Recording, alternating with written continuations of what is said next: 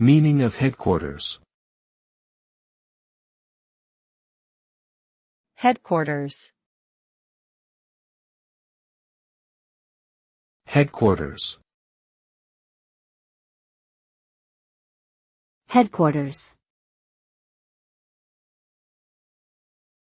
Headquarters. Headquarters refers to the main administrative center or office of an organization or company. It is typically where key decision-making occurs, and where high-level executives and management staff are based.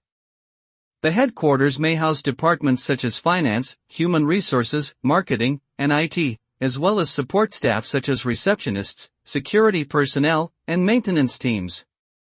This central location provides a base for managing operations across multiple locations and allows for cohesive communication and coordination.